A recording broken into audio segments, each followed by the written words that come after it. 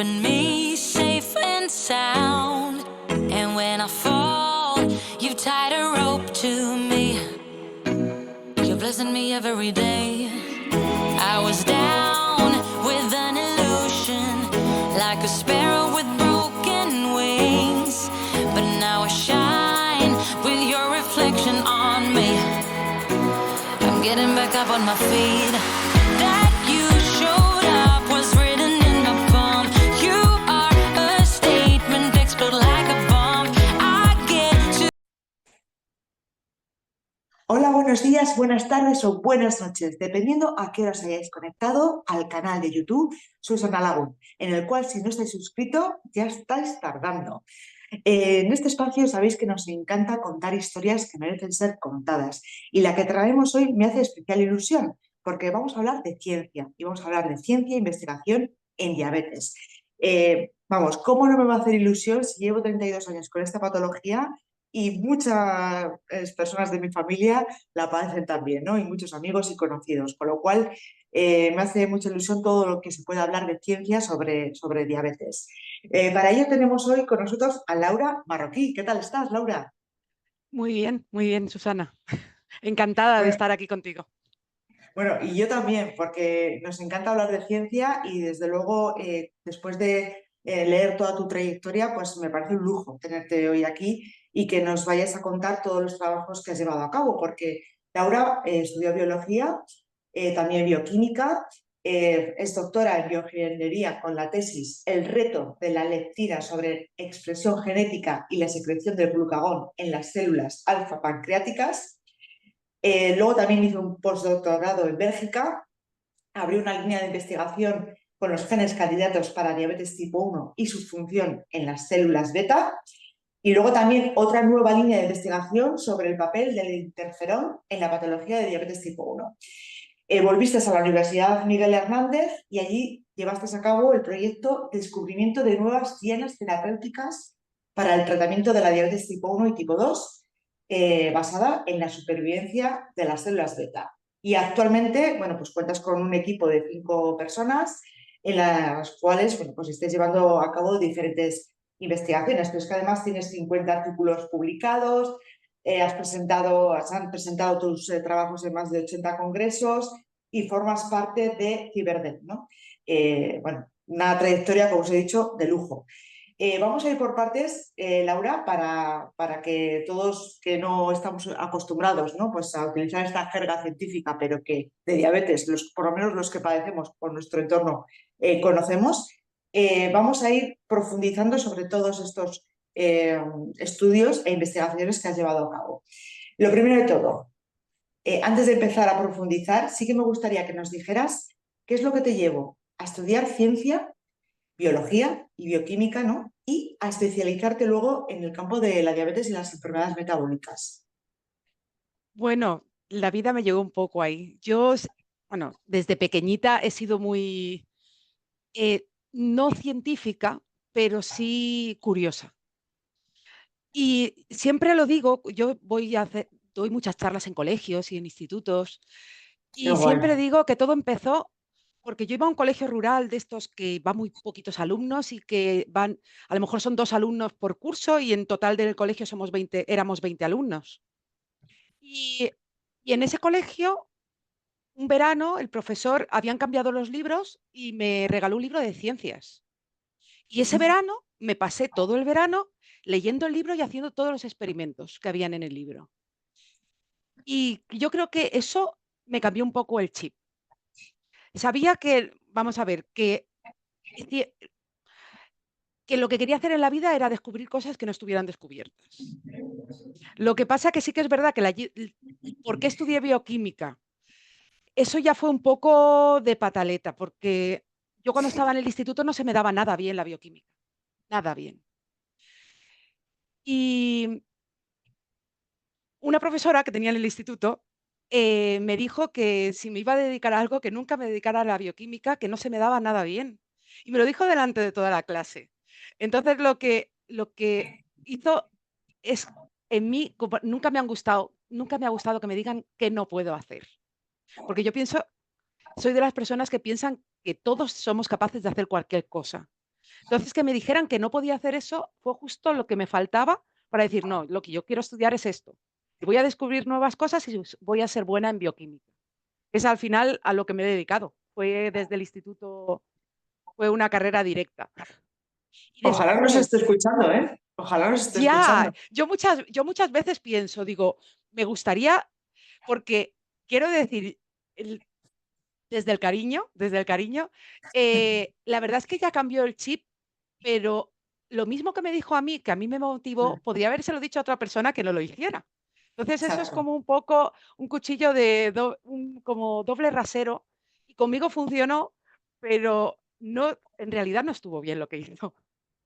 Pero No, no, bueno, pero conmigo funcionó, conmigo me cambió mucho el chip. Entonces, cuando ya estaba en la carrera, me gustaba mucho la virología, y yo empecé estudiando virología. Pero la carrera de ciencias es una carrera muy de fondo, y muchas veces no tienes mucha suerte y no consigues financiación, y y yo quería hacer un doctorado en virología, pero no pudo ser. Entonces vi una oferta de empleo de un laboratorio de diabetes tipo 2 o de diabetes.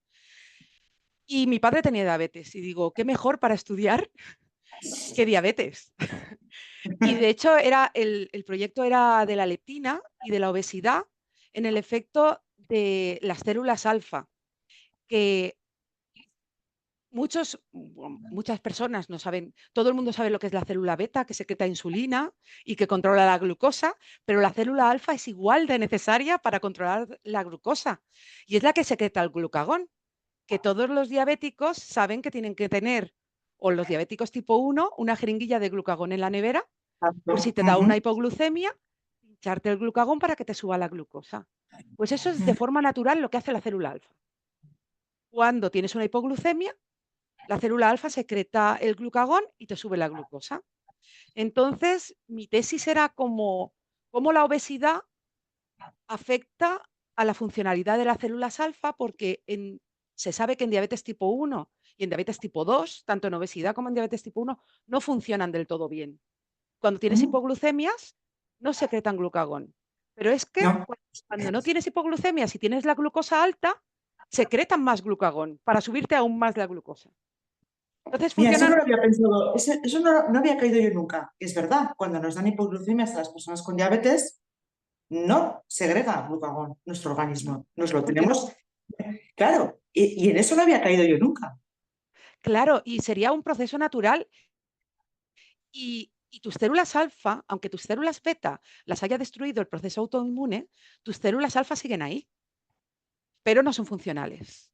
Entonces, durante la tesis lo que estudié un poco es cómo la obesidad afecta a la funcionalidad de las células alfa, y en el postdoctoral me fui a un laboratorio donde solo estudiaban diabetes tipo 1 y solo células beta. Entonces allí yo me llevé un poco mi campo de estudio, introduje también las células alfa, porque las células alfa en diabetes tipo 1 tampoco funcionan.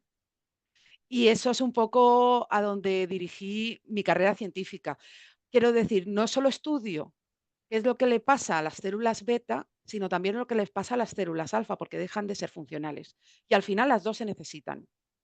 Totalmente, totalmente. Incluso las hipoglucemias en muchos casos sabemos que son mucho más peligrosas porque es un riesgo a muy corto plazo, ¿no? Tienes que actuar rápidamente y según qué hipoglucemias que son muy severas, muy fuertes o incluso personas asintomáticas, bueno, pues son mucho más graves a muy corto plazo, ¿no? La hiperglucemia, lógicamente, no es sana, pero sí es más a largo plazo, ¿no? Con lo cual, Sí, es súper importante, ¿no? Que saber el por qué y cómo afecta. pues sí, además es que la hiperglucemia en los diabéticos es como, la hiperglucemia es como una carrera de fondo, va haciendo daño poco a poco. La Mm, hipoglucemia te puede dejar en el sitio si no la tratas. exacto. Mm, De hecho, sí, en los momentos de debut lo más peligroso son las hipoglucemias. mm,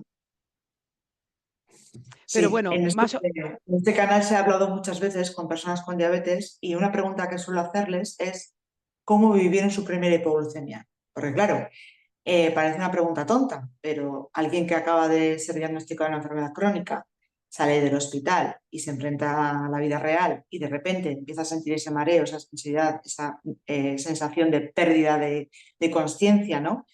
Ese hormigueo no es agradable y lógicamente te asusta, ¿no? Con lo cual todos hemos vivido una primera hipoglucemia, ¿no? Sí, además, si preguntas a madres de niños diabéticos, les da pánico que los niños tengan hipoglucemias. Al final es como, es aquello que no pueden controlar, que puede pasar cuando estás durmiendo, que, vamos, realmente asusta. Pues eh, yo en mi línea de investigación me dedico un poco a saber cómo son esas disfunciones, qué es lo que le pasa a la célula alfa y, a conocer los inicios de la diabetes. Porque cuando hablamos por ejemplo, has dicho interferón alfa en la diabetes tipo 1. En realidad, el interferón alfa hace muy poco que se sabe que tiene, bueno, hace mucho que se sabe que tiene un papel en la diabetes tipo 1, pero hace muy poco que se estudia el papel que tiene. De hecho, uno de los primeros estudios fue los que hicimos en mi postdoctoral. Y, y es porque en realidad el interferón alfa es solo una alarma. ¿Qué es el interferón? Porque para las personas Por que no eso, controlamos. claro. El interferón alfa es un interferón tipo 1, que es una señal de alarma natural que tiene el organismo que te protege contra infecciones virales. ¿Vale? Entonces, lo que pasa cuando tú tienes una infección es que un virus entra dentro de una célula. Ahora no estamos hablando ni de células beta ni de nada. Sí, sí. Ese virus entra dentro de una célula y la primera línea de defensa es, digamos, la eh, inmunidad celular.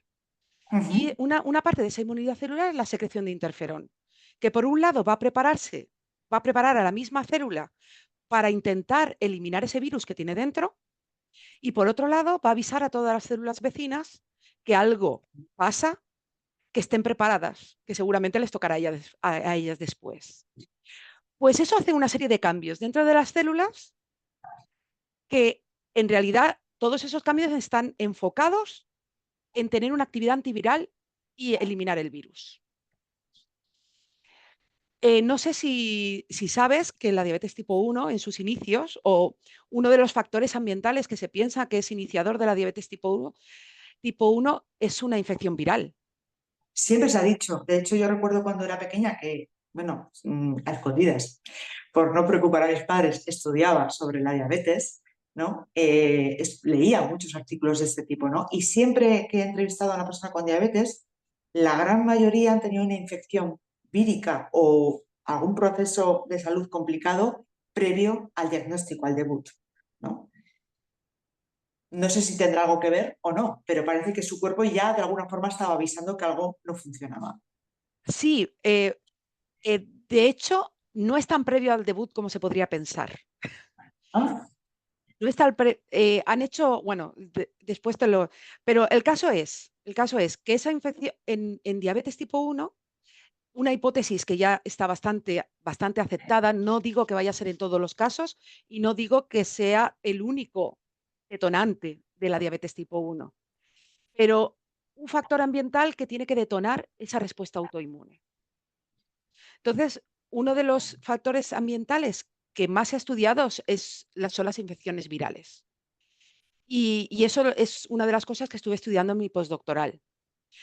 Entonces, una vez un virus, en este caso es un coxsackievirus, además es un virus intestinal que afecta a casi todos los niños en alguna etapa en el primer año de vida, eh, esa infección lo que hace, tiene tropismo, que significa que infecta las células beta y produce una inflamación local. Interferón alfa, que es el alarma, que eso lo que hace es preparar a las células y también llama al sistema inmunitario para que elimine las células que no se puedan salvar y eliminen el peligro. ¿Qué pasa? Que en aquellas personas que están predispuestas genéticamente a tener diabetes tipo 1, esa inflamación es más exacerbada que en una persona normal. En una persona normal se produciría la infección igual, se produciría el interferón alfa igual, el sistema inmune iría igual, eliminaría el peligro y todo se terminaría y toda la vida seguiría normalmente. Pero en las personas con una predisposición genética, digamos que esa inflamación local se hace crónica. Ujú. Las células beta no dejan de dar esa alarma, el sistema inmune no deja de llegar Ujú. y atacar a las células beta y al final producen una respuesta autoinmune que acaba con que el sistema inmune elimine todas las células beta porque no sabe discriminar entre aquellas que tienen el problema y las que no lo tienen. Al final, digamos que ataja por lo sano y quita todo el problema. Y es por esa inflamación crónica que le ha provocado esa Claro, predisposición genética y esa infección, ¿no? claro. Con lo cual, digamos que le da el punto y dice, corto Y se y acabó. elimino el problema. Sí, muerto el perro, se acabó la rabia. Es más o menos eso. Entonces, mi línea de investigación va al inicio. Es, ¿qué pasa justo cuando llega el virus con esa expresión de interferón? ¿Qué pasa en las células beta que hace que esa inflamación no se vaya y que llame al sistema inmune y que no sea un punto de no retorno? ¿Y qué pasa en las células alfa? Porque las células alfa que están al lado, todo este proceso que te estoy diciendo pasa, la predisposición genética también está, pero el sistema inmune ataca específicamente a las células beta y a las células alfa no. Y sin embargo se vuelven ineficaces también, porque luego Y no sin nos ayudan embargo, de se nada. vuelven ineficaces también. Entonces yo estudio un poquito eso, pero eso va muchísimo antes del debut de la diabetes, incluso 10 o 20 años antes. Es ¿Tanto? ¿Tanto? sí, bueno, tanto. Eh, en estudios estos en los países nórdicos sí que se han hecho estudios que cogen a niños con predisposición genética o familiares de diabéticos desde que nacen y les hacen seguimiento hasta que cumplen 20 años. Ujú. Y estamos hablando de muchos niños, 13.000, 14.000, muchísimos niños. Y lo que hacen es hacerles análisis de sangre periódicos y miran cuándo se produce la seroconversión. La seroconversión es cuando el sistema inmune empieza a reconocer tus células beta y atacarlas. ¿Y cómo sabemos eso? Porque es exactamente cuando tu sistema inmune empieza a hacer anticuerpos que reconocen cosas de las células beta, como por ejemplo la insulina. Si nosotros en sangre tenemos anticuerpos anti-insulina o antiproinsulina, muy probablemente el sistema inmune ya esté atacando las células beta. Entonces lo que hacen es medir eso en sangre y miran la progresión. O sea, cuánto tardan, porque al principio tenemos uno solo, un tipo, o sea, reconocemos solo la insulina, pero después vamos a reconocer la insulina y otra estructura de la célula beta. Cada vez vamos a tener más autoanticuerpos, más células del sistema inmune que reconocen a nuestras células beta a diferentes partes de las células beta. Y eso está estudiado. O sea, si tenemos un autoanticuerpo en sangre, nuestra probabilidad de tener diabetes tipo 1 es muy bajita, es como un 10%. Pero si tenemos dos o más de dos, la probabilidad se dispara. O sea, estamos hablando de un 80 o un 100% de probabilidades de tener diabetes. Entonces, nosotros podemos hacer un seguimiento de eso en sangre. Pues se ha visto que la seroconversión ocurre casi siempre o la mayoría de las veces en los primeros 2 o 3 años de vida. Wow. Entonces, cuando tú debutes, va a depender de lo rápido o lo lento que vaya tu enfermedad. Hay diabetes que son muy rápidas y debutas con 3 años o incluso con 1 año. Y hay Sí. diabetes que son muy lentas, como una paciente que tenemos en una colaboración del hospital que han debutado con diabetes tipo 1 a los 77 años. 77 años con diabetes 77 tipo 1. años, O sí, con sea, los anticuerpos que autoanticuerpos, tienes son de sí, diabetes tipo 1. sí, sí. Y eso se puede deber también a, no sé, a otros factores el que sea más rápido o más lenta esa evolución de la enfermedad? No sé, factores, alimentación, ejercicio físico, medicamentos, ¿no? Tratamientos. Claro, ahí ya entra multitud de factores. Ya no solamente ni que todos los diabéticos tienen la misma genética, quiero decir, no hay un gen de la diabetes. Exacto. De hecho, de la diabetes tipo 1, ahora mismo llevamos descritos cerca de 100 genes diferentes, Wow. que te dan susceptibilidad, te dan poquita, pero incluso se puede sumar. Si tienes uno, vas a tener menos probabilidad que si tienes dos o tres o cuatro, o si tienes el del HLA, que es uno que te da muchísima probabilidad de tener diabetes, o si tienes otro que te da a lo mejor solamente un 1% de probabilidad de tener diabetes. Entonces, la genética no va a ser la misma, eh, la alimentación no, los factores ambientales, digamos, que son todo lo demás, no va a ser los mismos y eso va a influir. Por ejemplo, el estrés para las enfermedades inflamatorias no es un buen aliado. Para Entonces, nadie, pero para las claro, enfermedades inflamatorias, desde luego no para nada. entonces una persona con unos niveles de estrés altos va a, digamos, a desarrollar la enfermedad mucho más rápidamente que otra persona que no los tenga. Es incluso, se han reportado casos de gente que ha tenido un accidente de coche y ese momento estresante ha hecho que debute en diabetes en las semanas o meses después de tener el accidente de coche. Mm. Entonces, ahí ya entra una multitud de factores que ni siquiera los tenemos todos estudiados y es muy difícil de estudiar.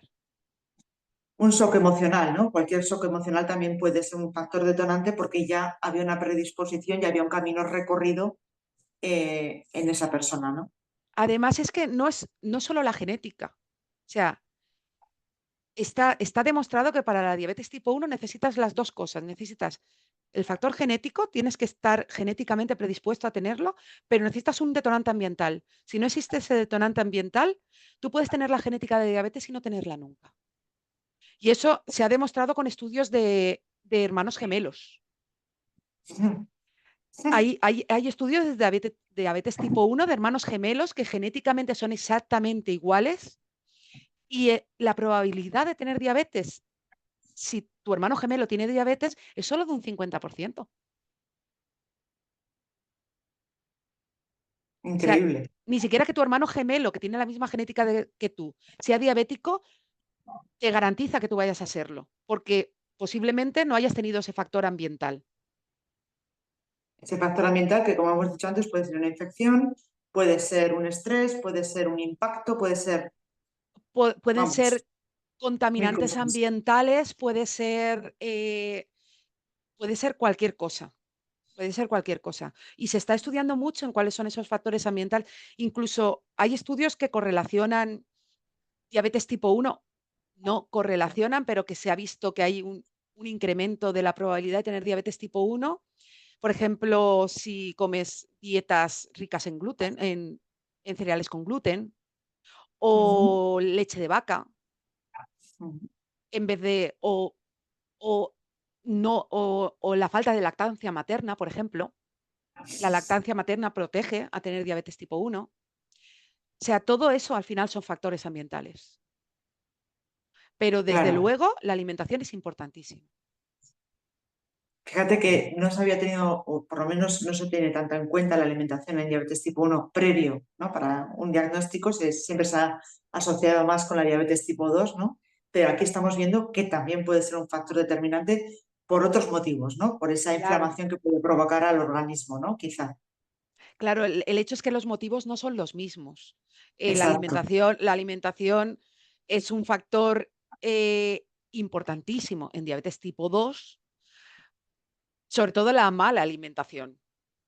Exacto. La Y en mala, diabetes la no tipo 1 estamos alimentación. hablando que dentro de la buena alimentación hay muchos factores que pueden influir.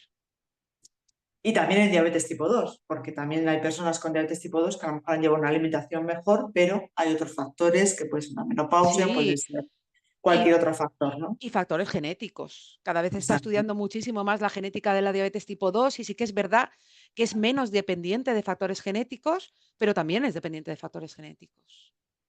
Fíjate que escuchándote todo lo que nos has contado hasta ahora, con esa diabetes latente, ¿no? Que parece que va caminando por nuestro organismo durante X años, eh, no sé, como se ha entrevistado también, hoy ha salido de la diabetes LADA, ¿no? Que parece que es como un poco más suave en un principio porque va destruyendo a las células beta poco a poco. No sé si podría ser como que vamos siendo todos un poco con diabetes LADA hasta que acabamos siendo diabetes tipo 1 o no, si la situación no es la misma. Bueno, el caso es que la diabetes LADA se llama LADA porque debutan tarde. Vale, Digamos que es más lenta, pero al final es que en los últimos, diría 10 años, pero incluso menos, ha habido un cambio de paradigma en cómo se estudia la diabetes tipo 1. Ahora mismo ya en todos los congresos que vas y no se ve tanto en clínica todavía no se ve, a lo mejor los pacientes os cuesta verlo, pero cuando vas a los congresos ya se habla diferente.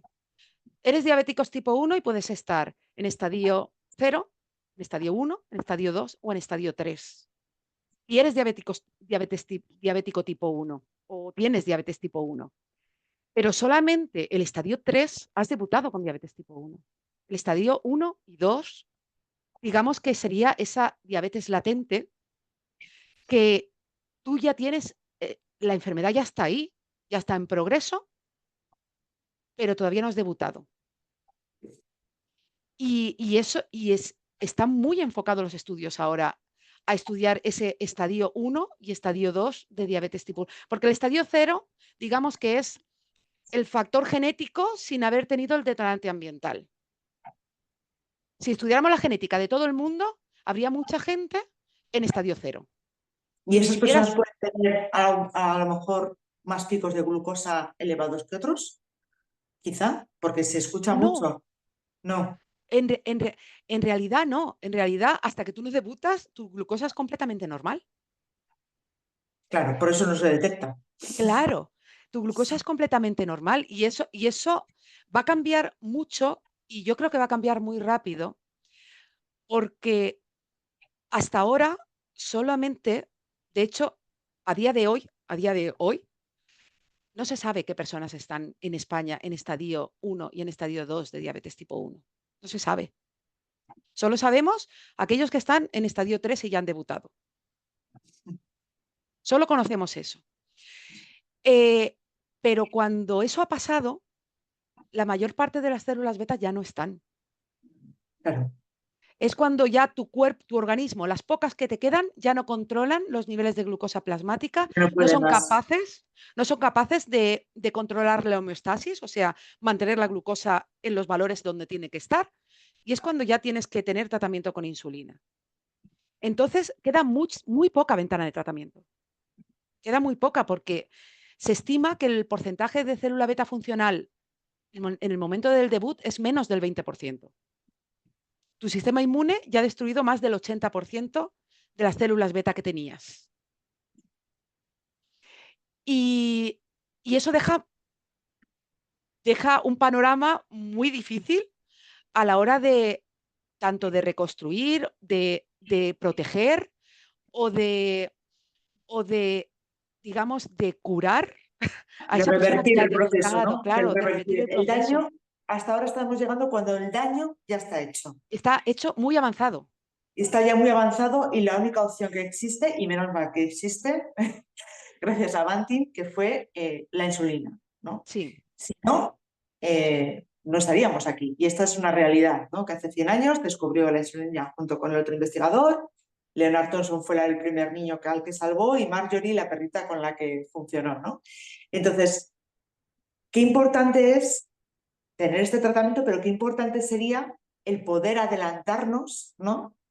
Que es de lo que vamos a hablar ahora, de crecer sin diabetes, el poder adelantarnos y poder ayudar a esas personas que están en el estadio 1 o 2 para frenar ese boom, ¿no? Ese debut y esa explosión, ¿no? claro, porque yo creo, vamos a ver, cada uno tiene su visión de las cosas, de la investigación, de la diabetes, cada uno defiende su postura. Yo siempre defiendo mi postura, que siempre vale más prevenir que curar.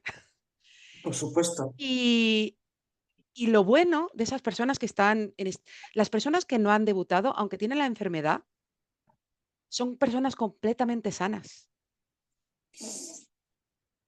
No tienen complicaciones de tener hiperglucemias, no tienen hipoglucemias.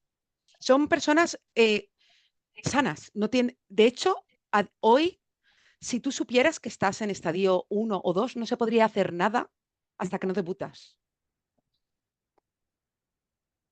Y eso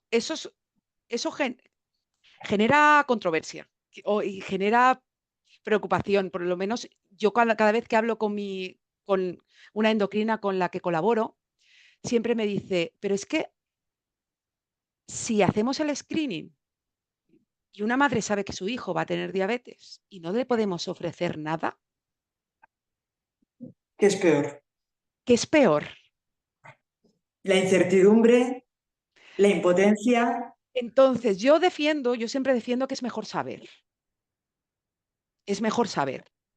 Porque no es lo mismo que tú debutes con diabetes, te ingresan en el hospital. O sea, hay muy pocos debuts que no tengan un ingreso, que tengas una semana, en el mejor de los casos, para aprender a contar bolos de glucosa, a inyectarte insulina, a ser un poco enfermero. Ya no solo el niño, tiene que ser enfermero casi toda la familia. A saber inyectar la insulina, cómo inyectarla, qué hacer cuando tiene una hipoglucemia, qué hacer cuando tiene una hiperglicemia. Eso genera un estrés a la familia. Eh, entonces, no es lo mismo que venga sobrevenido a que tú tengas un tiempo para prepararte para eso. Y no es lo mismo un debut sabiendo lo que va a pasar y con una cifra alta de glucosa que con un coma diabético, que es lo que ocurre con muchos niños que acaban entrando con un coma diabético y una cetoacidosis elevada y el trauma para salir de aquello es horrible. Por eso, y no es lo mismo saber cuáles son los síntomas de la diabetes y saber detectarlos que no saberlo. Claro. Por, porque eh, no todos saben lo que es la diabetes tipo 1 y en general detectar los síntomas son síntomas muy claros cuando sabes los que son, pero si no sabes lo que son no son tan claros, porque generalmente son para niños. Los que van a debutar generalmente son niños. Los niños no saben muchas veces expresar lo que les pasa. Eh, tienen hiperfagia, comen mucho, beben mucho, va mucho al aseo. Eh, son, son síntomas bastante claros, pero son unos síntomas bastante comunes, Sí, y más en un niño, ¿no? Que está y creciendo, más en un que niño. De hecho, el año pasado debutó, el hijo de mi primo debutó con diabetes. En mi familia no hay ningún caso de diabetes tipo 1. Y un día desayunando con mi madre, me dice, Alex está enfermo. Alex es, bueno, el hijo de mi primo, que es de la misma edad que mi hijo, tiene 9 años. Dice, Alex está enfermo. Digo, ¿qué le pasa? Y dice, pues no sabes lo que le pasa. La ha llevado 4 o 5 veces al médico y no saben lo que le pasa. Dicen que es una mononucleosis. Digo, ¿pero qué le pasa?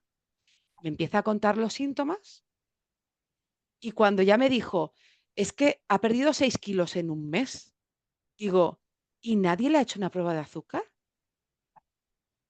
Nadie le había hecho una prueba de azúcar. Cuando le hicieron la prueba de azúcar, 400 ingresado en el hospital. Y había ido al médico. Quiero decir, al y no final, una vez, y no una vez. y no una vez, pero no le he hecho, a veces, quiero decir, hay que saber todas las circunstancias. Sí, Posiblemente sí, por supuesto, por no sea una supuesto. negligencia médica, pero si tú estás preparado para detectar los síntomas, los vas a detectar enseguida. Y si una familia sabe que su hijo tiene predisposición para tener diabetes, va a tener un medidor de glucosa y al mínimo síntoma le puede hacer una medición de glucosa o ir a la farmacia y medirle la glucosa Exacto. y ir al hospital al más mínimo síntoma, que siempre va a ser mucho mejor que esperar a tener un coma diabético. Y hoy en día todavía, aun sabiendo, aun cogiendo a las personas en la fase 1, fase 2, a un niño o una niña, ¿no es posible frenar ese ataque autoinmune, retrasarlo de alguna forma? ¿No hay ninguna opción? En España no, en Europa tampoco. Hay opciones. De hecho, ahora mismo solamente hay un medicamento aprobado, que está aprobado en Estados Unidos y en Canadá, que está demostrado que en personas en estadio 2, que son, digamos que han hecho un estudio y han cogido personas con muy alto riesgo de tener diabetes tipo 1, que son aquellas que tienen o 2 o más autoanticuerpos y que ya, si les hacen una prueba, si les dan glucosa, una carga de glucosa, ya no controla muy bien la glucosa. O sea, su páncreas está empezando a fallar. Eso también aunque en condiciones normales si la controle, cuando le aplicas un desafío, ya no funciona tan bien.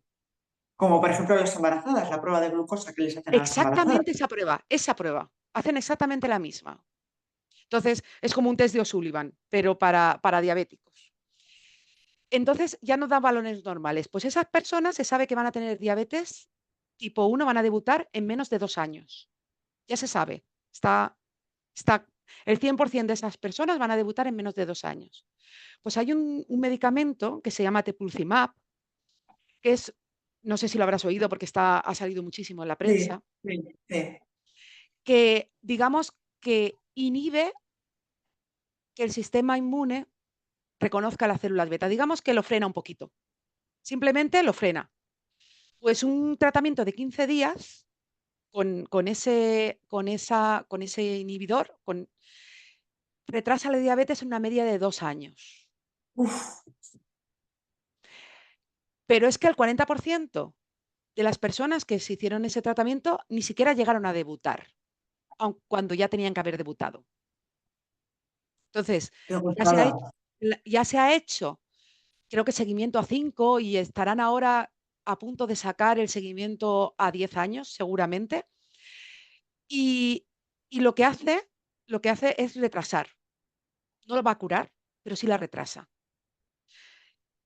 Cuando más se retrase, mejor, porque tampoco es lo mismo debutar con 3 que con 4, que con 5, No, que con 10, que no. con 12, que con 20. Yo una amiga debutó con 2 meses. Imagínate lo que es eso. Con 2 meses. 2 meses. Aquí he entrevistado a padres que le diagnosticaron a su hijo con un añito. Es que no es lo mismo. Yo No es lo tengo, mismo. yo tengo una amiga, una de la Asociación de Diabetes, porque yo tengo muchas colaboraciones con la Asociación de Diabéticos de aquí de mi ciudad. Y una de las mamás de la asociación, su hijo debutó con un añito. Dice, es que, de hecho, ella estaba en Alemania, debutó el niño en Alemania y se tuvo que venir a España. Dice, no me veía capaz de hacerlo allí, porque, o sea, no me lo quiero ni imaginar, porque es que un niño de un año no puedes ni discriminar los síntomas. Pues, por ejemplo, la persona que yo entrevisté le tenía que corregir las hipoglucemias con una jeringuilla, pero claro, dándole agua con azúcar, con glucosa en la boquita al bebé, porque es complicado. Entonces, esas situaciones, si se pueden retrasar, ¿no? Incluso ya no solamente por lo que supone, sino también por las complicaciones, ¿no? Contra más tarde, contra menos Sí, tiempo tengamos diabetes, ¿no? Mucho mejor. el problema es que muchas veces esos niños que debutan tan pequeños, generalmente es por un tipo de diabetes que se llama MODY, que es otro tipo de diabetes, que es diabetes tipo 1, tiene los mismos síntomas porque al final el páncreas no funciona, pero generalmente es por el defecto de un gen. Mm, Entonces, por ejemplo, si no tienes insulina, imagínate que tengas un defecto en el gen de la insulina. Si tu cuerpo no genera insulina, claro. no naces sin insulina. O, Uf, y eso pasa y suelen debutar. De hecho, se suele distinguir mucho entre diabetes neonatal, que es aquella que pasa los primeros 6 meses, diabetes MODI, bueno, que las tienes entre generalmente hasta los 3 años, que suelen ser diabetes muy agresivas, y diabetes tipo 1, que es, el debut suele ser a partir de los 3 años generalmente. Ya son agresivas las diabetes tipo 1, sí, que sí. debutas con 3 años. Sí, a ver, son muy bruscas, ¿no? Porque de repente yo recuerdo que hace poco escuché a la mamá decir, yo fui al médico porque mi hijo parecía que tenía un virus gástrico, ¿no? Y de repente a las 2 horas volvimos y estaba en la UCI, con lo cual es muy brusco el cambio, ¿no? Es muy bestia. Y de ahí lo que hablamos del trauma que dan las familias y en el niño o la niña, porque aunque sean pequeños se enteran de todo y eso Claro queda que se grabado, enteran, claro que se queda enteran. grabado. Y les da miedo y tienen pánico que les pueda pasar una hipoglucemia y claro que se enteran y eso genera mucho estrés en el niño. Eso, vamos a ver, a nadie nos gusta que nos pinchen. Esos son niños, esos son niños que les pinchan muchísimo. Y da gracias que vivimos en un sistema sanitario que tiene muchos defectos, pero también tiene muchas virtudes. Por supuesto. Y del hospital ya sales con el freestyle puesto, con el medidor de glucosa continuo, y, y a mi sobrino en menos de un año ya le han puesto la bomba de insulina.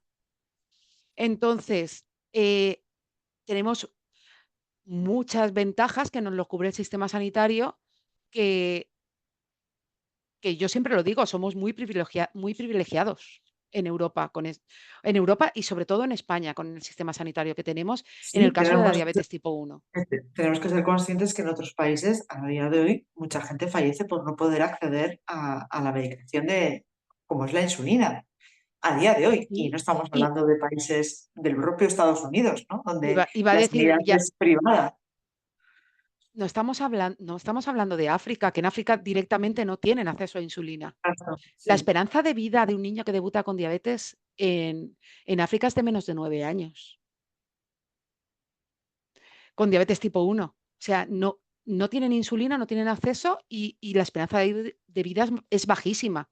Pero es que en Estados Unidos se está volviendo imposible el acceso a la insulina. por eso lo digo. Sí, sí. Y, y es un país más avanzado incluso que nosotros. Sí, sí. De hecho, ya ves, están avanzando en los posibles tratamientos para frenar la diabetes en la fase 1, fase 2, ¿no? Y sin Sí, embargo, tenemos la otra cara de la moneda, ¿no? Que aprueban medicamentos, descubren medicamentos, pero luego no se tiene acceso a ellos todo el mundo, ¿no? Eh, claro, eso es uno de los problemas de tener sistemas sanitarios privados, claro, porque buscan porque, la eficacia económica, la eficiencia claro, el económica. acceso a medicamentos vamos a ver, el teplizumab, un tratamiento de 15 días son 200.000 euros. Es que es increíble, Entonces, tienen acceso si los pagas. claro. Entonces, quiero decir que yo estoy segura, bueno, quisiera, porque por ejemplo en España se están haciendo los reclutamientos para los ensayos clínicos del teplizumab. ¿Mm? Muchos hospitales ya lo están haciendo. De hecho, Sí, mi eh, endocrina pediátrica, otra que tenemos colaboración, está haciendo el reclutamiento. El problema es que tenemos primero que hacer un screening para saber cuáles son, digamos, los pacientes a los que cumplen los criterios para poder. claro. Ahí sí que hay que ser muy eficaz en la diana, ¿no? En el cribado, en eso que hablamos del Claro, cribado, ¿no? Que es una palabra que aprendimos con la pandemia, pero que ya luego todos la hemos aplicado, porque ahí sí que hay que ser muy eficaz. Ahí tienes que saber a qué personas realmente se van a beneficiar y con ellos toda la sociedad, porque esto siempre lo tenemos que tener en cuenta. La ciencia cuando avanza, avanzamos todos. eh, ¿Qué personas se van a beneficiar? Y ese cribado, ¿cómo se va a llevar a cabo? Teniendo en cuenta los antecedentes personales, me imagino, de esas personas, tienen familiares con diabetes, ¿cómo se puede llevar a cabo para ser lo más eficaz posible? Vale. Es que aquí entran dos problemas. Tiene que ser eficaz y tiene que ser, digamos, asumible por el sistema sanitario, Claro, que a veces esas dos cosas no son compatibles. la balanza. Claro. Entonces, hay mucha gente dedicándose y se está, de hecho,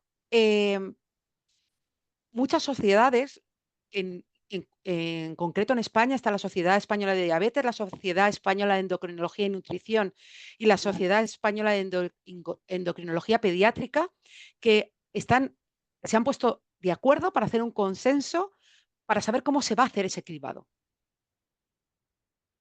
Entonces, están, digamos, ahora mismo estudiando cuál es la mejor forma de hacer ese cribado, de forma que pueda ser asumible por el sistema sanitario. Bueno, correcto. Entonces, Es la mejor opción. en principio, podemos estudiar dos cosas para hacer ese cribado: factores genéticos y autoanticuerpos. Lo ideal sería que se miraran las dos cosas, pero mirar las dos cosas también es el doble de caro. Entonces, ahora mismo todavía no está decidido. Lo más predictivo sería mirar las dos cosas, pero por ahora seguramente mirarán una. ¿En quién miramos eso? Pues supongo, porque no podemos, ahora mismo somos 45 millones de personas en España, no podemos coger a toda la población No, no. y hacerle un cribado. Eso es inviable, no se puede hacer. Eh, ¿Por dónde empezamos? Pues lo más probable que se empiece, como se dice, por familiares de diabéticos y amigos. Es Claro, es lo más fácil. personas que sean familiares de diabéticos, tanto ascendientes como descendientes. Supongo que se va a empezar haciendo descendientes, hijos de Ujú. diabéticos, hermanos de diabéticos, eh, y se va a mirar en esas personas. ¿Por qué? Porque ahí es donde vamos a tener la mayor probabilidad de encontrar personas que, que cumplan esas condiciones. Por lo menos para hacer el screening, para hacer el tratamiento con teplizumab o hacer el estudio clínico en España con el teplizumab. A largo plazo tenemos que mirar más allá, porque esas personas solamente son el 10% de los debuts. El 90% de los debuts vienen de gente que no tiene ningún familiar diabético. Claro, porque aquí se ha entrevistado a mucha gente que dice, no, no, en mi familia no había nadie con diabetes, de ahí no conocer los síntomas, de ahí no tener ni una mínima Claro, sospecha. eso es el 90%. El 90% de las personas que debutan no tienen familiares diabéticos tipo 1. Por eso no se sospecha. Por eso es tan difícil, por eso se llega tan tarde al diagnóstico. Porque si tú tienes diabetes tipo 1 y tu hijo tiene diabetes tipo 1, tú detectas los síntomas rapidísimo. Mi madre me lo detectó en una semana. Tu Yo madre también es recuerdo, diabética tipo 1. claro, mi madre tenía diabetes tipo 1, mi padre diabetes tipo 2. Era Navidad y en una semana yo que había perdido muchos kilos, me veía a comer mucho y mucho al baño, me hice una prueba de glucosa y directa al hospital. Pero claro, ella tenía diabetes, sabía los síntomas, con lo cual era hacer la suma, era muy sencilla la ecuación. Pero estamos hablando que si en el 90% de los casos esa información no se No la tiene, tienes. porque solamente conocemos lo que conocemos, ¿no? Solamente tenemos la Mm. información de lo que conocemos, lógicamente el retraso en el diagnóstico es mucho mayor. Pues por eso digo que hay que mirar más allá. A la larga, y yo creo que va a ser una realidad, pero no sé cuánto tiempo va a tardar. Pero a la larga lo que se va a hacer es, igual que se detectan otras enfermedades metabólicas en un cribado que se hace a toda la población, por ejemplo, la prueba del talón cuando naces. Mm, Cuando todos los niños nacidos le hacen la prueba del talón, que te sí, miden algunas enfermedades metabólicas. Pues no tanto como la prueba del talón, porque al nacer solo tendrás ese factor genético, no tendrás el detonante ambiental, pero cuando vayas al pediatra a los 3 años o a los 6 años, te harán una prueba de autoanticuerpos y hacer un seguimiento a todos los niños que tengan que hacer digamos, las revisiones pediátricas. Por ejemplo, un niño con 3 años, va a hacerse una revisión pediátrica, te hacen una analítica de sangre. Ahora mismo tiene que ser con una analítica de sangre, pero espero que en el futuro pueda ser con una prueba de una gota, igual como nos hacíamos el test del COVID, que también era una prueba de Sí, anticuerpos. sí, sí, realmente sí, sí, sí, era Claro, eso. pues ahora mismo, como se está iniciando todo, no está estandarizado, no está, digamos, abaratado. Primero hay que hacerlo, desarrollar la tecnología y después cada vez se hace más barata. Cuando eso ya esté estandarizado, vamos a tener como una especie de test del COVID. Y miramos autoanticuerpos.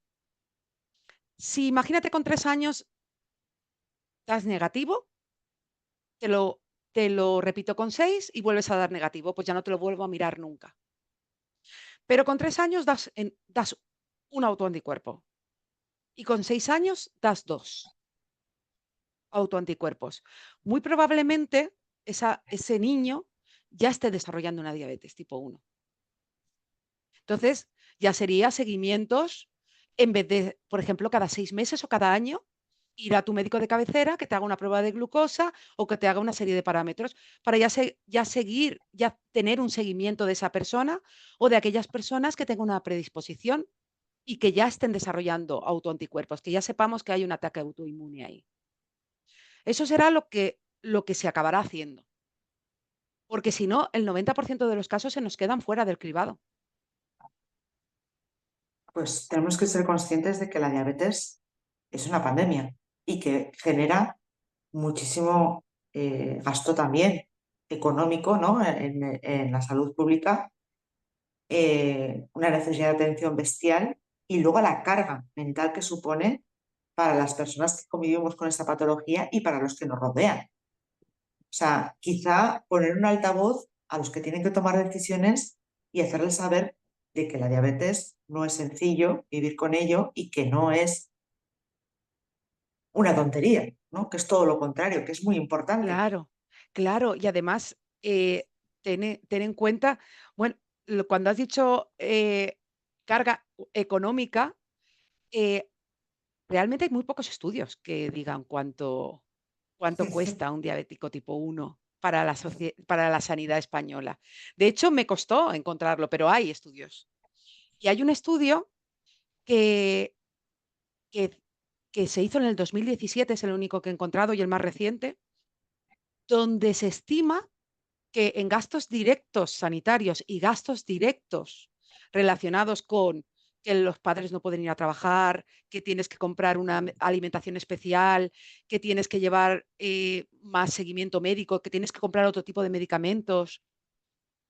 Son unos 27.000 euros anuales por niño. 27.000 Una euros barbaridad. anuales por niño. Es una Es barbaridad de una dinero. barbaridad. Que yo siempre lo uso como argumento para decir, es que la investigación sale rentable. Hombre, claro, pero eso nos cuesta entenderlo a veces en ciertos lugares, ¿no? Y es vital, de vital importancia. Sí, por eso yo en mis investigaciones me voy al inicio de la diabetes, porque creo que cuanto antes se trate,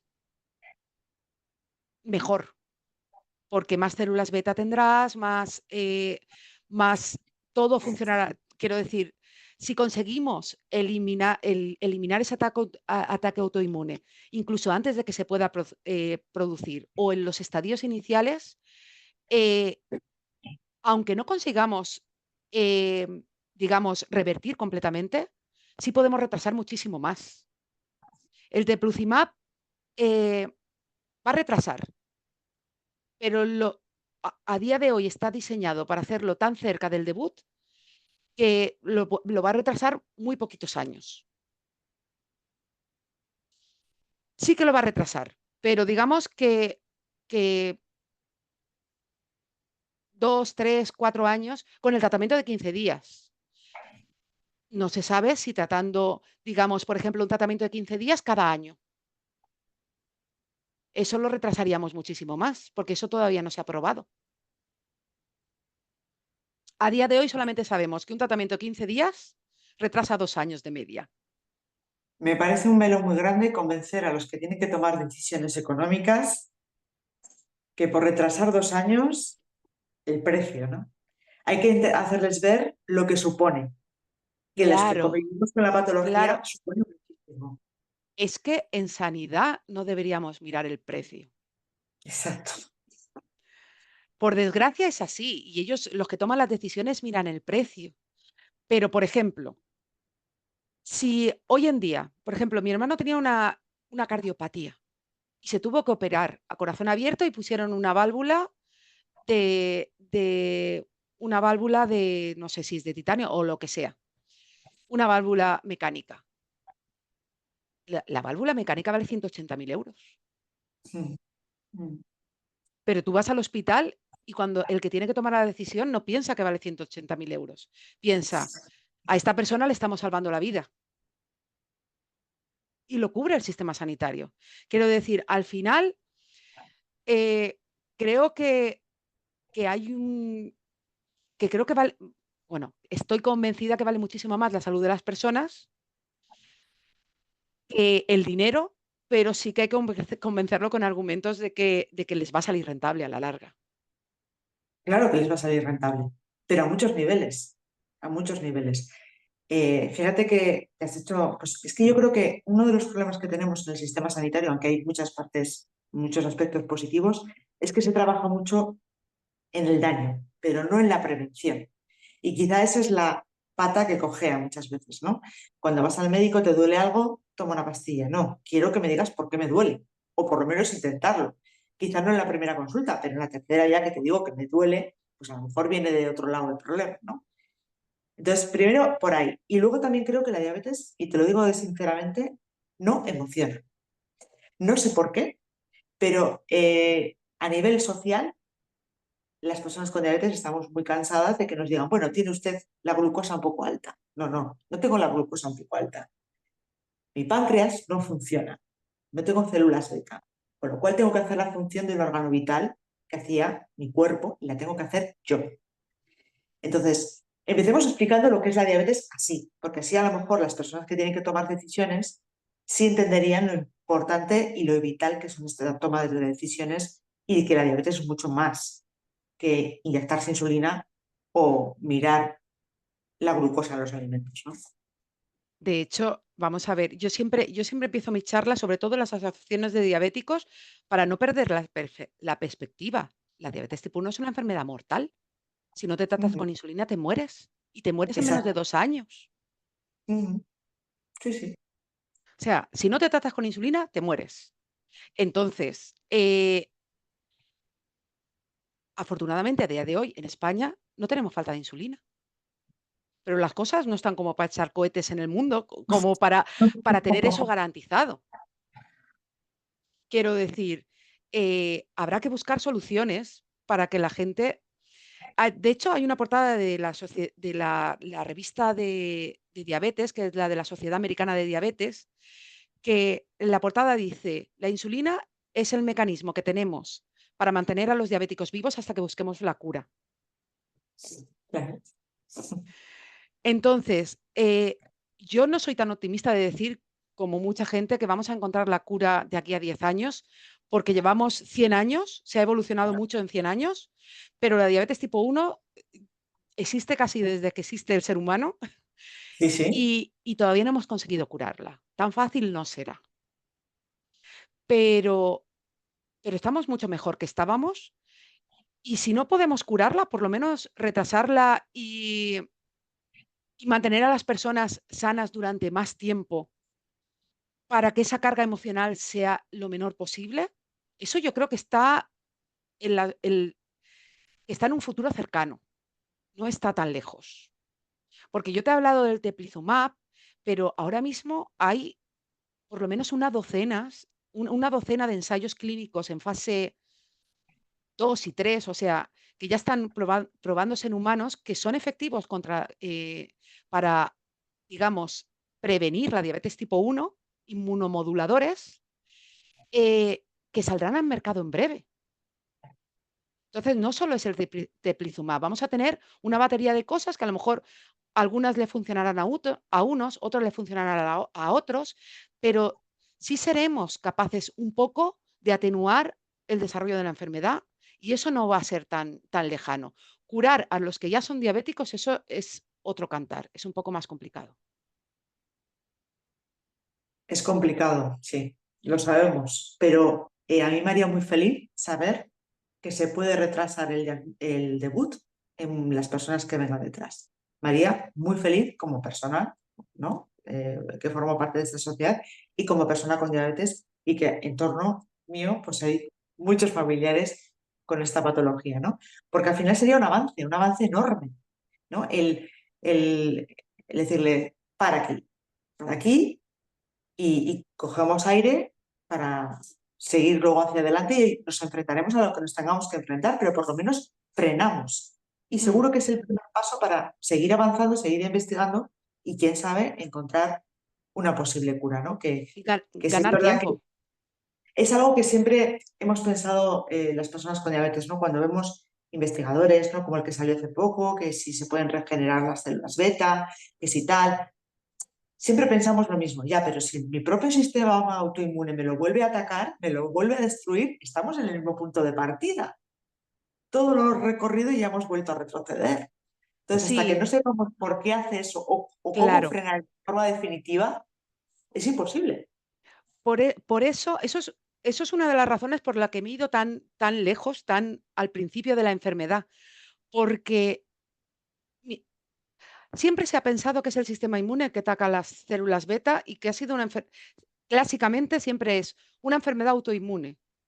Las células beta no hacen nada, están allí esperándose a que el sistema inmune venga y se las cargue. Hoy en día se sabe que no es así, que la enfermedad parte de la propia célula beta. Es la célula beta la que, digamos, inicia ese proceso, con la inflamación, con la alarma que te he dicho. Entonces, de hecho, una de las líneas de investigación de mi laboratorio, que ahora me la han financiado la Sociedad Europea de Diabetes, es un tratamiento que lo que hace es disminuir esa alarma, ese interferón alfa, que yo ya he probado in vitro que funciona y digamos que me ha dado dinero Europa para que lo prueben animales antes de pasar más allá. Entonces, lo que hago es en las propias células beta disminuir la señal de alarma para, digamos, proteger a las células beta y hacer que el sistema inmune venga menos. O sea, se sienta menos atraído por la célula beta y al final acabe atacándola menos. Digamos, protegerla desde la propia célula beta. Eso in vitro funciona muy bien, que eso funcione in vivo va a ser más complicado, pero aproximaciones similares se están haciendo en clínica. El mío es, digamos que un poquito más específico, pero hay un tratamiento que se llama Baricitinib, que está en fase 3 clínica, creo que ha sido aprobado ahora para entrar en fase 3, digamos, con miles de pacientes. Hasta ahora se ha hecho con, creo que 90 pacientes. Y lo que hacen es disminuir la respuesta del interferón. No solamente, lo que hacen es disminuir la respuesta del interferón en general. Yo me centro solamente en el iniciante, ellos se centran en todos los interferones, pero funciona. Y disminuye, digamos, que protege durante más tiempo a las células beta y las células beta son más tiempo funcionales secretando insulina. Pero has comentado que son las propias células beta las que inician Sí, esa sí, auto. son Pero las, cuando el cuerpo tiene esa inflamación y el ataque y el sistema autoinmune, ¿no? Lo que habíamos comentado antes, intenta atacar a derecha e izquierda para intentar matar el problema o atajar el problema, son las células beta las que dicen, aquí estoy. sí, sí, empiezan ellas. O sea Digamos, que el enemigo nuestro es el páncreas, las propias células beta, no el sistema inmune, al que yo siempre le he echado la son los, culpa. mira, vas a encontrar científicos que te digan que es uno, científicos que te digan que es dos, que es el otro, y científicos que te digan que son los dos. Y en realidad es que son los dos. Eh, l- mi, mi jefe de Bélgica, que siempre es un top 10, yo diría top 3 de personas más influyentes en la diabetes tipo 1 del mundo, siempre él planteó la hipótesis de que era un diálogo entre las dos. Y realmente es un diálogo. El diálogo va mediado por factores inflamatorios. Pero yo te digo una cosa, es como una pelea entre el sistema inmune y la célula beta. Al final no se entienden y el Un sistema duelo, inmune y el un sistema duelo. sí, sí, pero el iniciador es la propia célula beta, no es el sistema inmune. Claro, porque el sistema inmune, su función es protegerte. Sí, En ningún sí, momento va a quererte hacer daño. Otra cosa no. es que una célula que se revele, diga, mira, yo es que soy, ¿no? De Lo hecho, contrario. el sistema inmune es hiper importante en todo. Por eso, eh, el sistema inmune se está utilizando ahora para atacar al cáncer, para atacar. Si el sistema inmune funciona como tiene que funcionar, eh, controla todo. No se le descontrolaría una célula cancerígena o las células beta, pero lo que pasa que no todos somos iguales, cada uno tenemos nuestras variantes genéticas, las cosas funcionan no igual en todas las personas. Entonces, el sistema inmune controla hasta cierto punto, pero a veces se descontrola, que es lo que pasa en las enfermedades autoinmunes.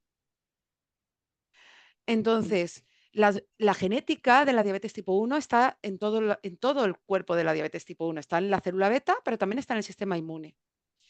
Esa célula beta no se comporta como debería de comportarse, pero es que el sistema inmune tampoco. O sea, al final, digamos que la célula beta inflama de más y el sistema inmune ataca de más también. Por eso no se entienden. Y por eso el diálogo acaba mal. De hecho, en muchos pacientes con diabetes se dan otras enfermedades autoinmunes. Sí, Dígase la celiaquía, dígase el tiroides, dígase, ¿no? El vitíligo también claro. se ha utilizado con personas con diabetes, ¿no? Tipo 1. De hecho, es que al final un mediador, si yo es que soy muy defensora del interferón tipo 1, pero un mediador común en muchas de ellas son el interferón tipo 1. Esta, esa inflamación basal que se inicia en un sitio y media muchas de esos inicios de enfermedades autoinmunes. Y como hemos dicho, el sistema inmune, si tiene, digamos que genéticamente tiene predisposición a atacar, tiene predisposición a atacar no solo a la célula beta, ataca al tiroides o ataca a la piel o ataca a otros sitios, que no es tan común, pero tampoco no es tan poco común que se den varias enfermedades autoinmunes dentro del mismo individuo. Aquí tienes el Aquí caso. tenemos el ejemplo. Hipotiroidismo, vitíligo, gastritis atrófica, celiaquía, diabetes tipo 1. Vamos, incluso, bueno, me han dicho que las calvas estas también empiezan a ser sospechosas de posible caso autoinmune, ¿no? Eh, bueno, a mí me han llegado a decir un síndrome poliglandular, ¿no? Ya directamente, ¿no? Claro, Y vamos, totalmente. Pero aquí yo, estoy, yo luchando recuerdo, también, ¿eh?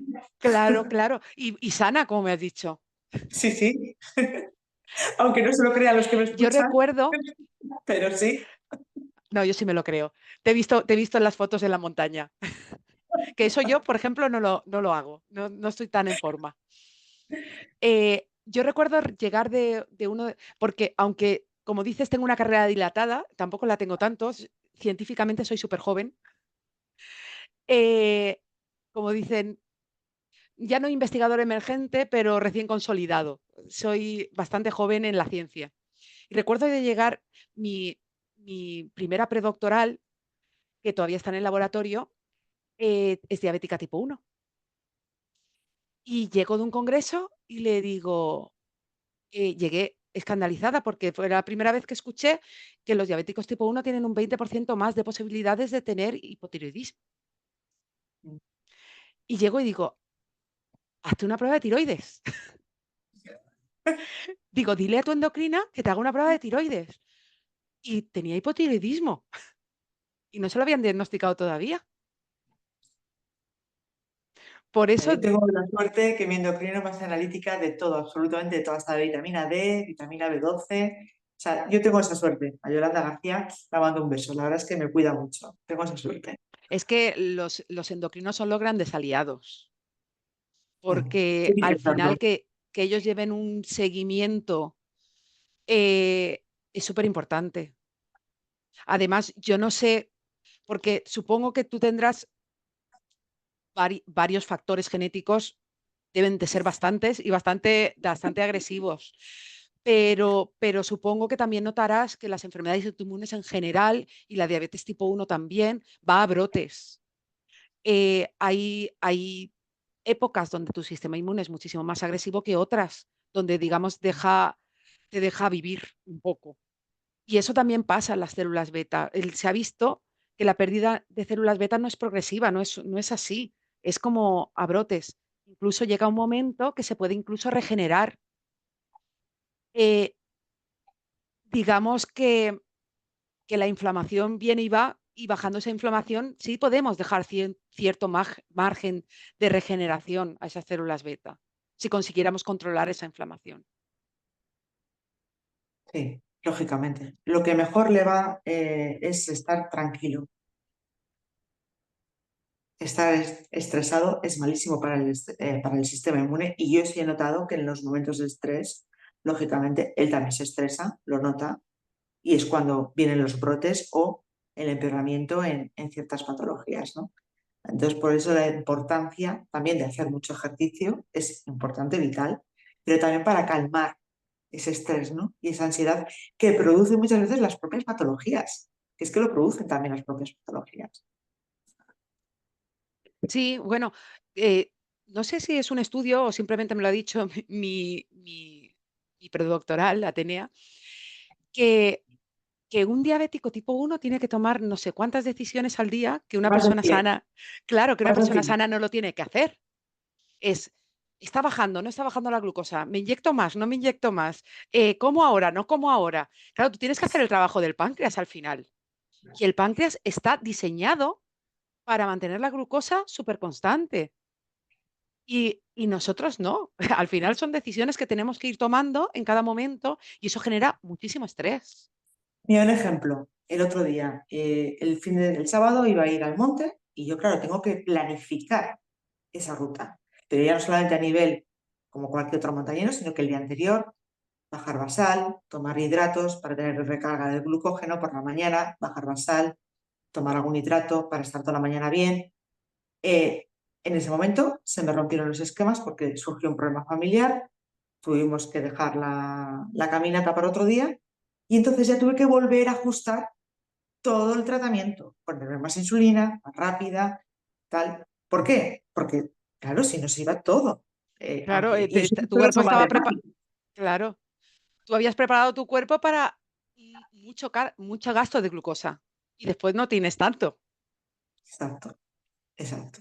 Entonces, eso se lo explicas a cualquier persona, de hecho se lo explica a una compañera de trabajo y dijo, ¿en serio? Digo, sí, claro, yo tengo que planificar, yo y todo el mundo que tenemos diabetes, todo, absolutamente todo, por lo que mi cuerpo lo hacía él solo, pero no es capaz. Entonces, los que nos estén escuchando esa importancia, que vean lo importante que podría ser retrasar ese diagnóstico, ¿no?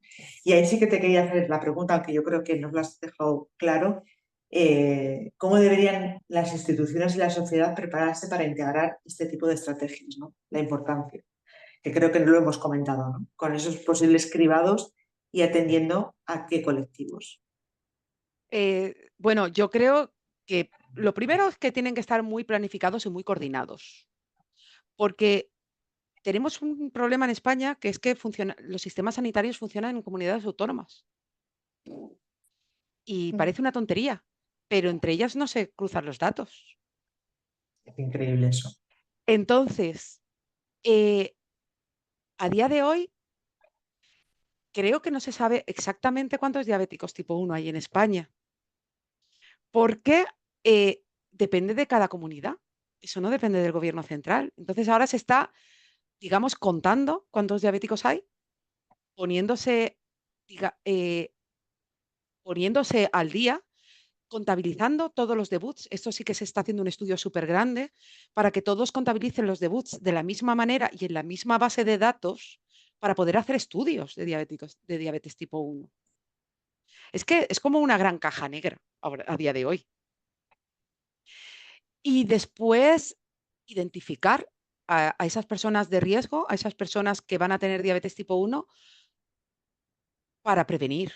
Eso es ya, prevenir y educar. Educar a Mm. esas personas y educar a esas familias. Porque lo que estamos diciendo, que a lo mejor con un medicamento podemos ser capaces de prevenir con un medicamento, pero sobre todo podemos prevenir con una dieta controlada, sin cargar mucho al páncreas, eh, con una dieta bastante, ya no digo estricta, porque al final estamos hablando de niños, pero sí No, pero sana. con un índice glucémico más bajo, que no provoque Claro, esos picos de glucemia, ¿no? claro, que tengan, que, digamos que no, justo, que no den picos de glucemia, que, que los índices glucémicos sean bajos y podamos controlar muchísimo más en los niveles de glucosa plasmática sin hacer trabajar demasiado al páncreas. El problema de la sociedad donde vivimos ahora es que lo hacemos trabajar demasiado. Mm. Otras veces, otras épocas, otras, eh, digamos, en otros sitios, no se le hace trabajar tanto. Nosotros hoy vivimos en exceso de azúcar y eso hace que el páncreas trabaje mucho y eso hace que se canse antes también. Claro, lógico. Ujú. Totalmente. Entonces, yo desde aquí sí que pido que los que lo tengan los que tengan que decidir cómo se va a hacer el cribado, que lo decidan pronto y que se empiece a hacer y que empecemos a saber y que yo creo que muchas familias a lo mejor dudan entre si lo quieren saber o no, porque puede ser, están en su derecho de no querer saber si su hijo va a tener diabetes en breve o a largo plazo, pero es mejor saber y siempre es mejor prevenir y siempre es mejor educar eh, para, para que después las complicaciones y los estreses sean más bajos y sean más asumibles por las familias. Yo a esas personas que tienen dudas, que lo entiendo perfectamente, porque a mí me podría pasar en otra patología, sí que les invitaría a escuchar testimonios de padres y madres con niños con diabetes y lo que ha supuesto para ellos ese shock, que se traduce exactamente en un shock cuando es un diagnóstico, sobre todo cuando hay un ingreso con coma diabético, con cetoacidosis y demás, en la cual ves a tu niño o tu niña que te están diciendo que está en un estado crítico, y esto ocurre a día de hoy, y a la vez te están diciendo, te están dando, proporcionando, cuando ya consiguen estabilizarlo, un montón de información de cómo tienes que gestionar a partir de ese momento la enfermedad de tu hijo o tu hija, contando hidratos, ratios de insulina, sensibilidad de insulina. O sea, tienes que convertirte directamente en un médico enfermero de la persona más preciada que tienes en tu vida, que es tu hijo o tu hija. Y no nos olvidemos de la parte infantil, ¿no? De ese niño o niña que lo vive todo en tercera persona, que escucha de repente que es diabético o diabética, no le llaman por su nombre, no entiende lo que está ocurriendo, ve la cara de pánico de sus padres y de los sanitarios que le rodean y eso queda grabado. Y lo sé porque lo he vivido. Entonces, eh, creo que ahí es donde está la motividad de la diabetes, ¿no? Y donde podemos convencer a los que tienen que tomar esas decisiones de lo importante que es tomar estas decisiones y a los padres o madres que tengan esas dudas que cuentan con una ventaja, se adelantan a la patología y van a poder aprenderlo todo mucho más de forma sosegada y van a poder aceptarlo a nivel psicológico de otra forma y van a poder hacer lo que no hemos podido hacer los demás, anticiparnos, que lo hemos podido hacer con los sensores, que tampoco podíamos antes. No podíamos anticiparnos a una hipoglucemia o una hiperglucemia, sino que veíamos la diabetes de 3 o 4 glucemias capilares, no de las 24 horas. Y lo que nos hemos beneficiado de esa anticipación, ¿no? Sí, sí, Pues sí. traslademos todo esto a anticiparnos. Mm. Además, es que la monitorización continua de la glucosa, ya no solo para los pacientes es una gran ventaja, sino para los estudios de la diabetes. Claro, Ahora, claro. ahora podemos controlar, o los endocrinos pueden controlar 24 horas cómo se comporta la enfermedad en esa persona y anticiparse. Y ya no tienes que tomar todas las decisiones, muchas las toma la bomba por ti. Mm. Carga Que mental, menos. claro, pero bueno, y con la inteligencia artificial y todas los diseños de las nuevas bombas que están haciendo de asa cerrada y que predicen y todo eso, a lo mejor todo mejora muchísimo más. Bueno, seguro que todo va a mejorar muchísimo más.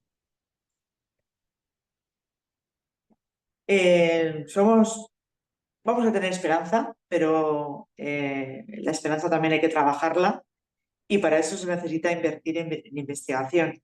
Yo creo que hemos tocado bastantes puntos importantes. Seguro que podríamos seguir aquí hablando horas y horas porque este tema da para mucho, aunque muchos piensen que la diabetes solamente es ponerse insulina y no tomar glucosa. Ya con esta entrevista creo que se van a dar cuenta de que no. Yo no sé si hay algo más que tú quieras añadir a mí, algo que se me haya olvidado preguntarte. Pues, pues no sé si añadir o, o no sé. Sí que quisiera, porque eso me pasa mucho con pacientes diabéticos, que, que la gente fuera consciente de, de que no todos los titulares de hemos curado la diabetes son reales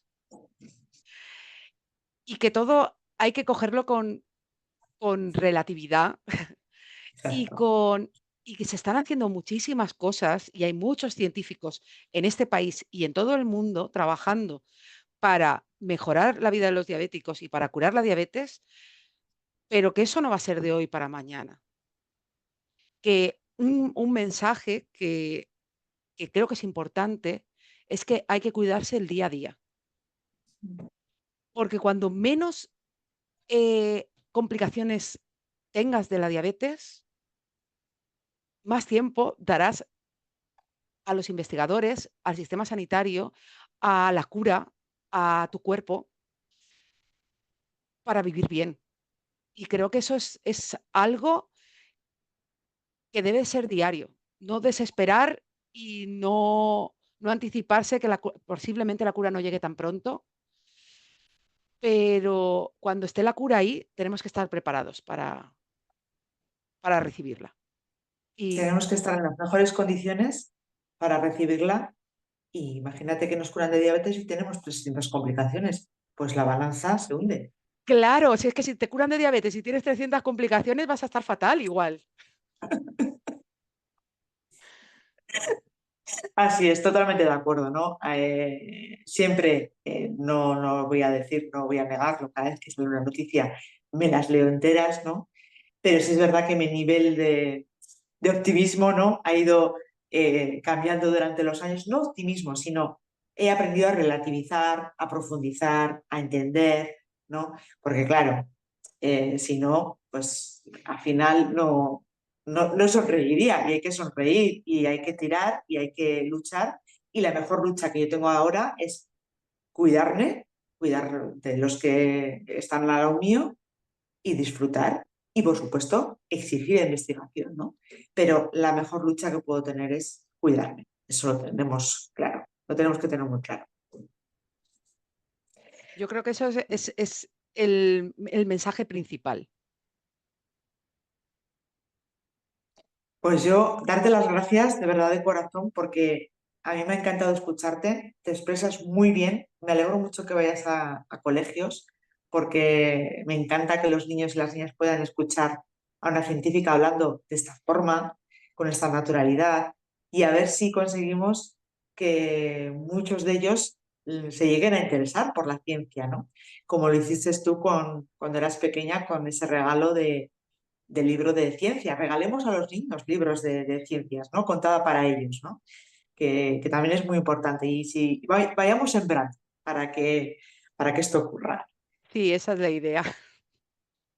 A todos los demás os invito a suscribiros al canal y a compartir esta historia que merece ser contada y merece ser escuchada. Y lo que hemos dicho ella y yo, Laura y yo, cuidaros mucho. Un abrazo enorme.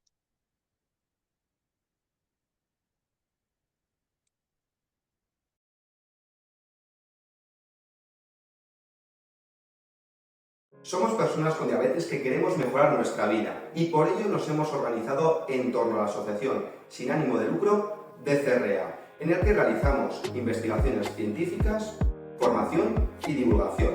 Nuestras investigaciones propias y en colaboración están enfocadas a encontrar compuestos que aumenten la supervivencia de la célula beta, así como estudios sociológicos para conocer la realidad de la diabetes en nuestra sociedad. También realizamos formación, tanto académica, en la que estudiantes de carreras pueden realizar nuestras prácticas con nosotros para comprender y saber cómo estudiar la diabetes en su futuro como investigador, así como formación diabetológica, en la que todas las personas con diabetes tengan las herramientas suficientes para gestionar bien su enfermedad.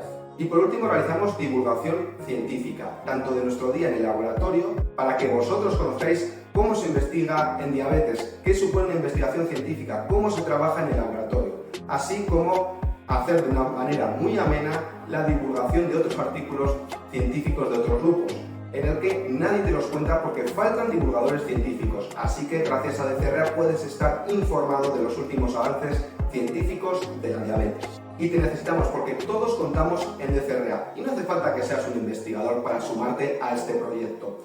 Si visitas nuestra página web diabetesdcra.com, en la sección Colabora podrás encontrar las formas que tienes de ayudarnos. Por ejemplo, compartiendo nuestro contenido a tu círculo más íntimo. Puedes proponernos retos para recaudar fondos, también nos puedes ayudar haciendo voluntariado o, por ejemplo, si tienes una empresa, una organización o una cuenta de redes sociales, podemos llegar a colaboraciones. Estaremos encantados de encontrar sinergias. También puedes participar en nuestro sorteo mensual, que por 3 euros puedes ganar un lote de productos saludables o convertirte en donante, en el que existen incentivos fiscales y también podrás reclamar muchas recompensas que seguro que te gustan. También podrás visitar la sección de productos, donde parte de los beneficios irán destinados a nuestra actividad. Y por último, puedes convertirte en asociado y con ello formar parte de DCRA, ayudarnos, y además tendrás un producto de bienvenida que te ayudará en la gestión de tu diabetes y tendrás descuentos exclusivos en servicios de educación diabetológica, psicología, nutrición y productos para la diabetes. Así que te esperamos en DCRA porque todos sumamos para hacer este proyecto todavía mucho más grande.